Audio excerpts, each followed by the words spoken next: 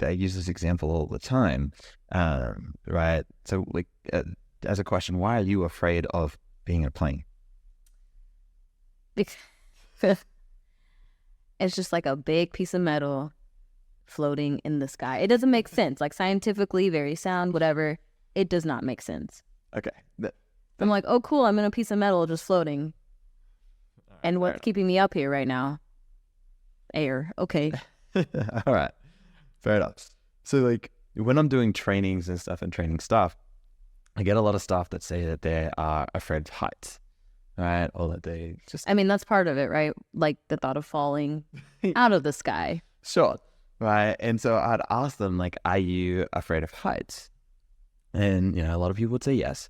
And then I'd ask them, like, okay, the tallest building I could think of at the moment was like the Empire State Building, right? And I'd say, like, well, if I told you, like, hey, we're going to go to the top of the Empire State Building and we're going to look off, lean over the edge and, like, look down, like, would you do that with me? And everyone's response is like, no, never. You couldn't get me to do it, right? And I'm like, okay, all right, you might be afraid of heights, and then I change it and then I flip and add a consequence to it. And I'm like, hey, so what if I gave you the same example? I say, I'll pay you $1 million to do it.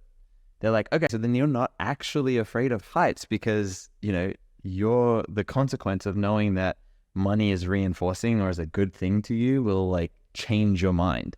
Fears don't just go away with that. Where it's just somebody that's truly afraid of heights, getting them to look out of the second story window would be extremely excruciating for them. Getting in an elevator, all those sorts of things. It's heights can be not a preference for some. My mom's afraid of heights. Sounds like a joke, but it's true. It is. She is.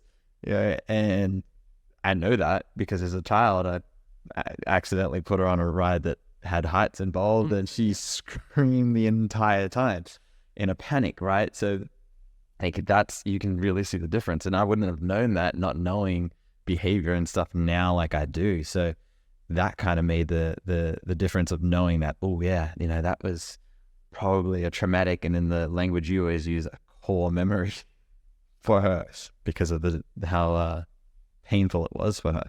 So there's just there's ways to look at it and ways to tell. And I always use that example because nobody, like, really wants to, look over the edge of something really high where they could potentially fall, but it's completely safe, I'm sure.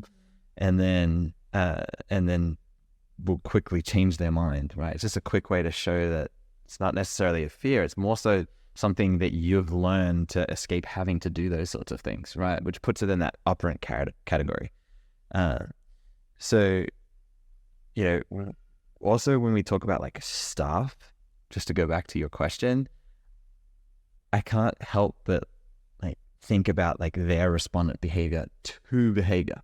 So if a kid's having a hard time, just being, like, instantly like, ah, like, and freaking out, whether they say something or they just, like, act that way. And, like, you might see it on their face.